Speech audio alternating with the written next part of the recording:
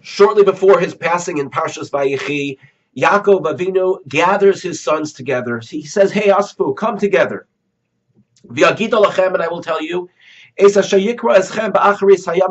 tell you what's going to happen at the end of time.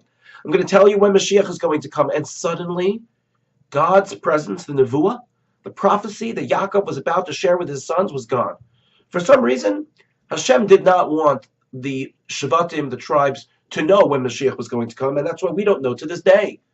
But then Yaakov continued, and he decided to give his sons brachos.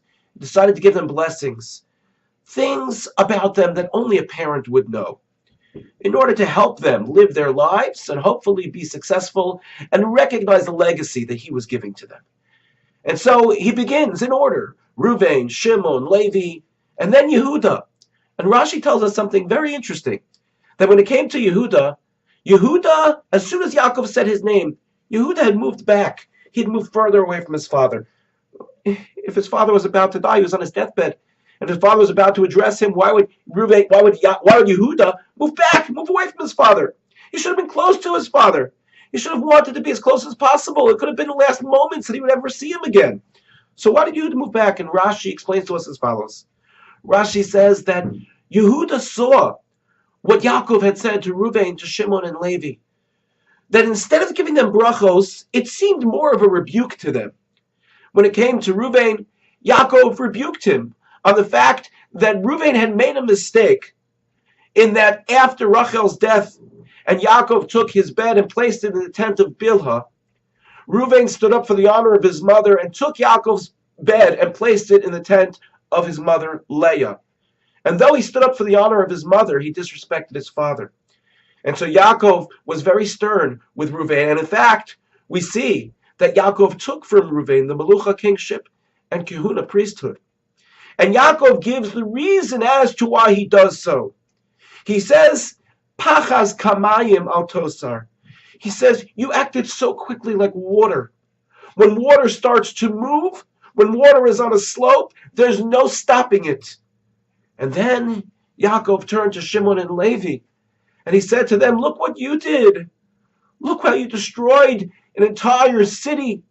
Yaakov had a sense that there was something that had gone on between them and Yosef, that they and Yosef did the most fighting among the brothers. And so Yaakov says to Shimon and Levi, be careful, your anger can put you in a bad place. So you have to be careful to keep it in check. And so we ask ourselves the question, if Yaakov spoke this way to Reuven, Shimon, Levi, how do we call it Birchos Yaakov? How do we call it the blessings of Yaakov? And I think the answer that Chazal is trying to teach us is that sometimes we need to tell our children things to help them.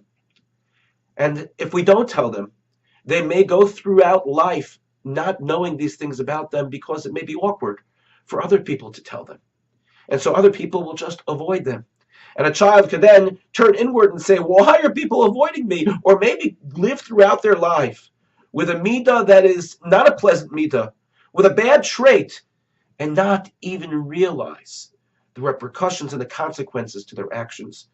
And so the bracha, the blessing, is the fact that Yaakov was able to tell these three sons something about them that perhaps nobody else would tell them. And that they understood that their father was doing it not from a place of simple criticism, but he was doing it from love, from true love and the desire to see his sons succeed. And so we look at ourselves, and be it our children or our grandchildren or our close friends, and we ask ourselves the question, is it possible for us to have a relationship with someone that we are able to tell them things, we're so close to them, we can tell them things that perhaps other people can't? Are we able to speak to them softly and kindly, from heart to heart? And are we doing so only for their benefit, for their good, in a way that would not embarrass them, but in a way that they would understand the love that we feel for them, whoever it may be?